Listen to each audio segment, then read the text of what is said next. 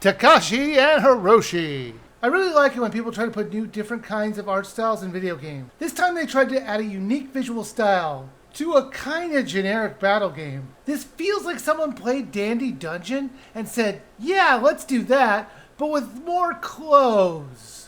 The story is about Takeshi. He's decided to start making his own games, and it's really only for one person, his younger brother Hiroshi. He has a hard time making the game, keeping the difficulty right as well as making it entertaining. So he's changing up the action on the fly with his computer as his brother is playing.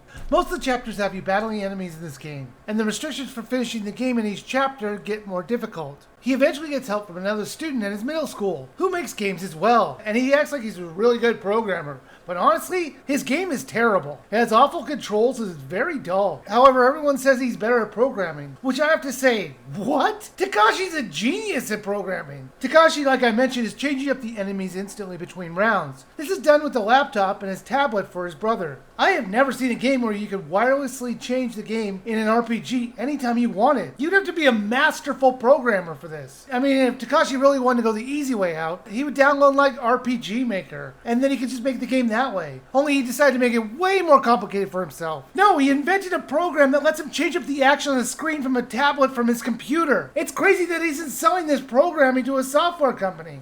I was expecting some kind of turn in the story, or something that would be compelling at the end. But the chapters were often just the same thing, and in the end it felt more like a simple children's book with somewhat difficult gameplay in between. Speaking of the gameplay, you decide which monsters you want to come challenge your player. They do different kinds of attacks, but the main goal of each round is to do as much damage to the player as possible and get his joy level up enough to fill to the goal. The final time playing this game was the hardest, and it took me over an hour to finish it. It was extremely difficult to balance the hard gameplay and not killing the hero. Thank goodness they would let you continue halfway through, as I would hate to have to do 5 rounds every time. The most disappointing thing about this is the final boss was so easy, compared to the final rounds of the fighting that you had to do. Now this is a very short game. In fact, the whole thing can be beaten in about 2 hours. Much less if you get lucky in the battles. Takeshi and Hiroshi is an interesting concept, using puppets to flesh out really what is a very generic action game. I really wanted to see where the story was going. And it's just too bad the story at a point felt like it was just treading water to an okay ending. I got this on sale for a little over $8, and I would say wait for it to go on even more of a sale. Under $5 for sure. If it didn't have this unique art style, I would say you shouldn't even bother. The gameplay was alright if not too simple, but the puppet cinematics kept me going. So if you see this on a much deeper sale, yeah, I say go pick it up then.